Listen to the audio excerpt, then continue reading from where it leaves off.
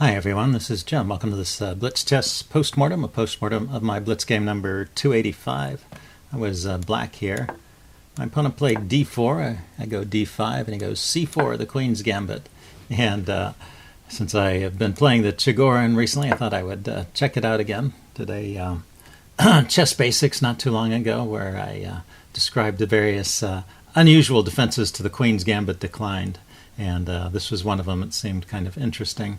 Now, people have been taking here when I play this online. I think I've played it 3 or 4 times now, and every time they've taken the pawn. I wonder if they're getting confused because that's not the most common move here. If you play the other knight up, this is the martial defense, and then taking is probably the best response there.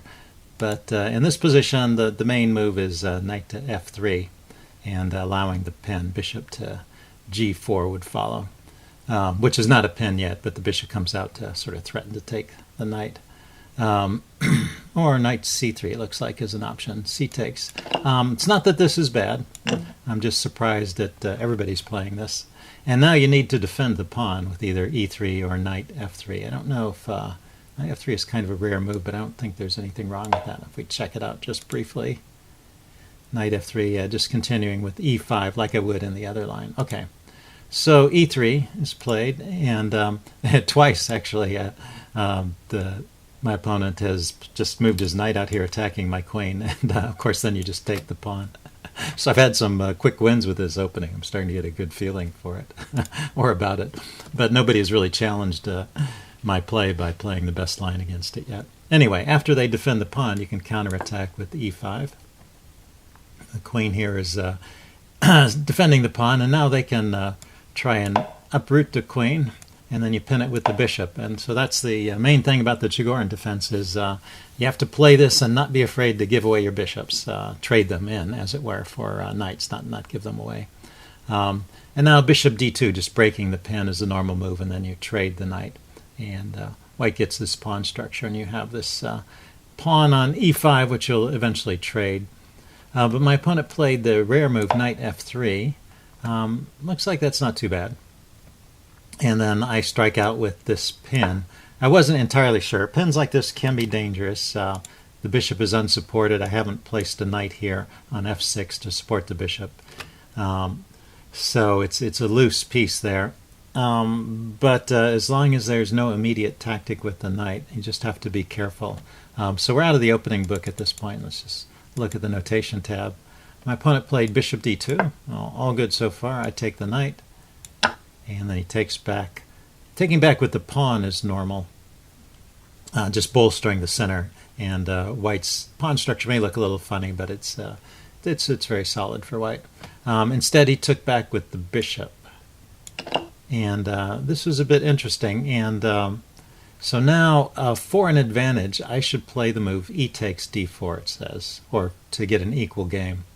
Instead, I played the move e4, which seems very natural, and it's not like it's a losing move or anything, but it just wasn't the strongest move of the position. But, how is he getting out of this pin? And it turns out there's really only one way out, and pretty hard to find over the board. So kind of a surprising defense.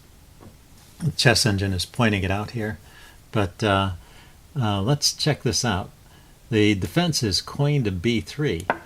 Ignoring for a moment the knight, because, well, my queen is hanging, so I can't ignore the threat to my queen and take his knight. I've got to do something about this first.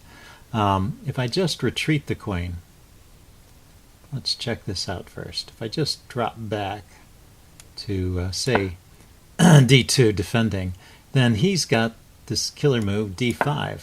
It's a double attack. Hits my knight and threatens to take here. And now knight a5 to attack his queen. Bishop takes a5. Yeah, just giving up a piece.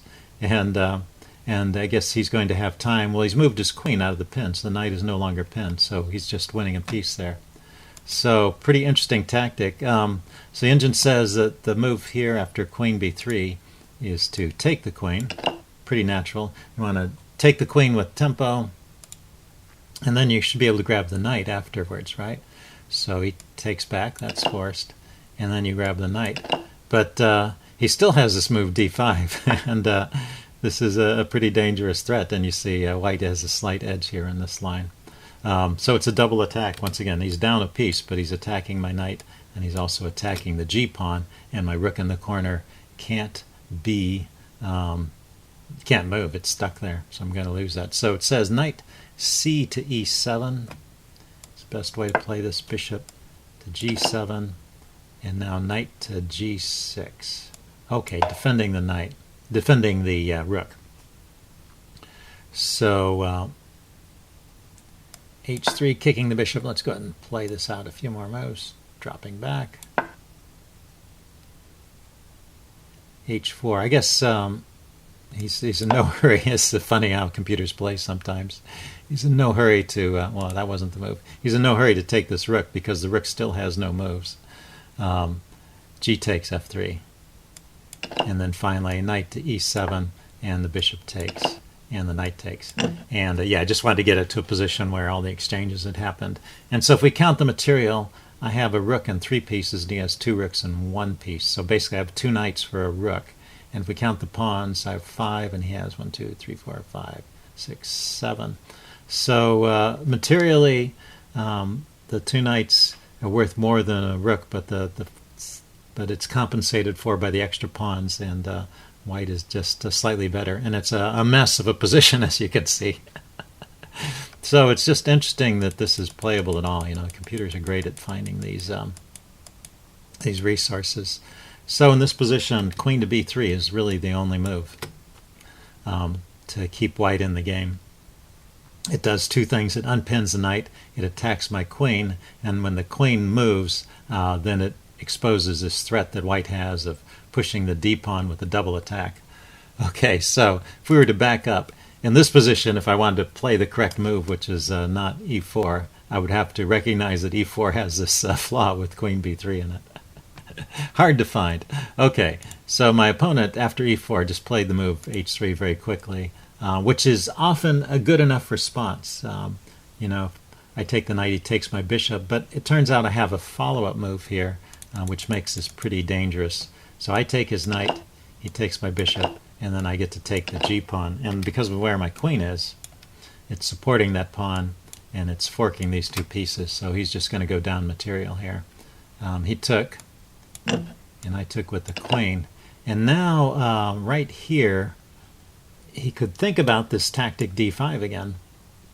I think I even noticed this at some point in the game. But first he's got to deal with his rook that's hanging. So he plays rook to f1.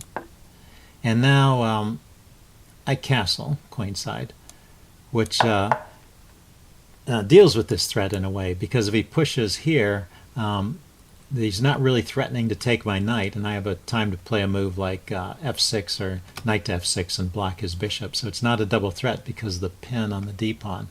So he plays the move queen b3, attacking on c7, and now this is a threat. And just by sort of coincidence, I play this move queen g4, which is just a logical move from here, scooping up this extra pawn and defending over here. But it also solves this problem, because if he pushes d5, I can just move my knight out of the way. And he did push d5. So at no time in that sequence was white ever able to get his tactic in.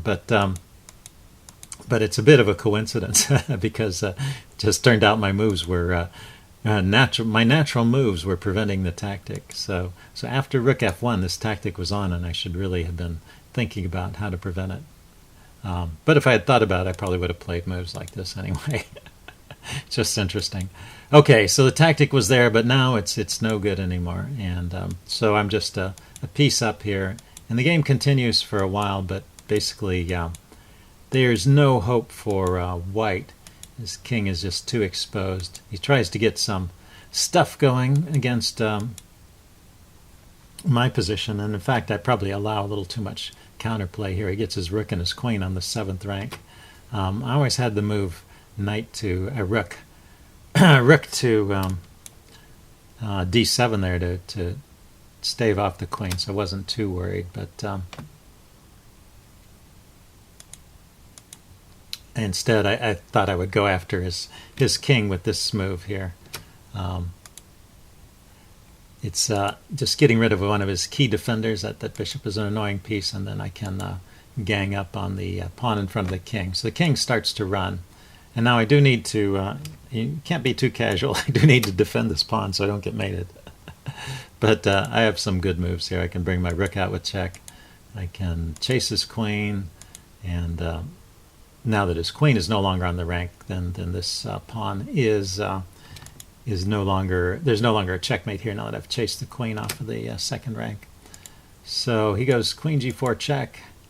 And I bring my knight in. And knight e3 check. Yeah, he really needed to do something about that. After I played knight d5, this comes with the threat of forking the king and the queen. So his rook c1 move, he needed to play something like rook e1. But this is still just completely winning. The game might go rook e1, knight f4 check. The knight can come in on this square. King back to h1. Well, I've just got an extra piece. The pawns are even, and his attack is gone, and all my pieces are in action here, so this has got to be winning. Though, let's see, queen h6. It's not always easy to find the way to win this. King to g1, and rook takes d4, just starting to grab some material. Yeah, I mean, his king is all exposed. That's the other problem he has, in addition to being down material. But the game could have continued for a while. It's a bit tricky still. And there's enough force on the board, he can always make counter threats. So, I mean, I wouldn't necessarily have resigned in this position. But after rook c1, it's pretty resignable. Knight e3 check, king g3, and I took the queen, and then he resigned in this point. So anyway, that was a fun game, I thought, and interesting that I'm scoring so well. I have not yet lost. Actually, I think I've won every game I've played with the Chigorin defense so far. So I guess I'll keep it up until someone refutes me. So I hope you guys enjoyed that. Leave any comments you have in the section below, and I will see you again soon. Bye.